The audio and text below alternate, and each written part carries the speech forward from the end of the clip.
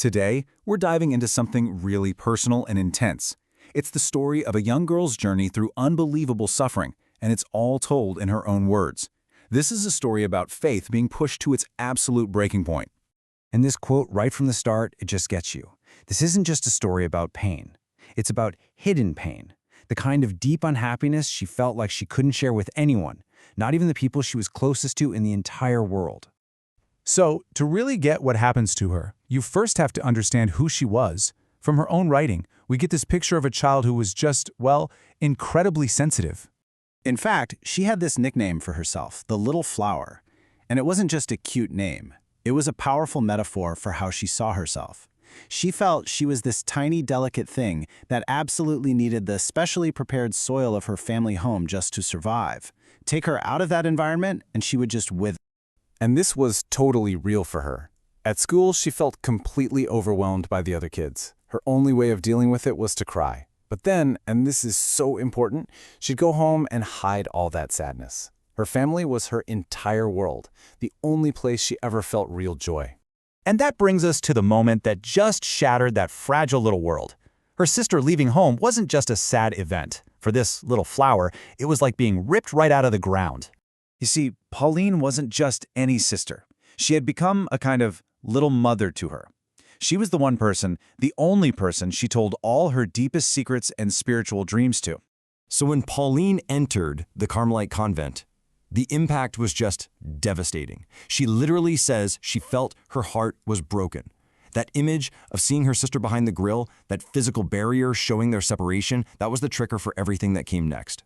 Because what came next wasn't just sadness or grief. It was a full-on physical and mental breakdown. A strange, terrifying illness took over, and absolutely no one could figure out what it was. And look how fast it all happened. Pauline leaves in October. By the end of that same year, she has a headache that never goes away. A few months later, by Easter, she starts having this strange trembling all night. Her emotional trauma was turning into a very real, very scary physical crisis. And the symptoms were just awful. We're talking violent headaches, nonstop trembling, and then delirium and hallucinations. She said she felt like her bed was surrounded by frightful precipices and that there was some horrible shape in the room. I mean, can you imagine the terror? Now here's a crucial point.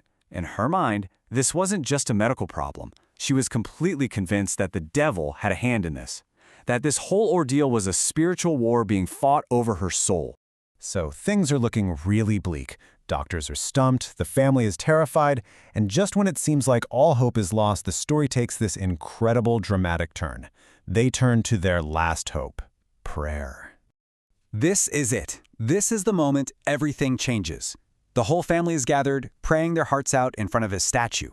So what happens in a moment of such complete desperation? Right here, you can see the actual text where she describes what she experienced. As her sisters are praying, she turns her own eyes towards the statue of Mary, and she describes this unbelievable vision. She says, "Suddenly the statue came to life. She saw Mary smile with a beauty she couldn't even put into words. And in that one single instant, all her pain was gone. The trembling stopped, the headaches vanished, the delirium was over. Just gone." Now, you'd think, okay, story's over, miraculous cure, happy ending. But honestly, this is where it gets even more fascinating. The healing wasn't the end of her trial. It was actually the start of a totally new kind of understanding. Because incredibly, her first feeling wasn't relief or joy. It was sadness and confusion. When she tried to tell people about her vision, she felt like they misunderstood and that she'd revealed a secret she shouldn't have. Her happiness, she said, just dissolved into bitterness. And this comparison really shows you everything. On the left, her immediate reaction is just sadness. But on the right, years later, her whole perspective has changed. She came to see that painful aftermath as a kind of grace, something that was actually for her own good. So here's the big takeaway. She eventually realized that if her cure had been met with a huge celebration, she might have become proud and vain about it.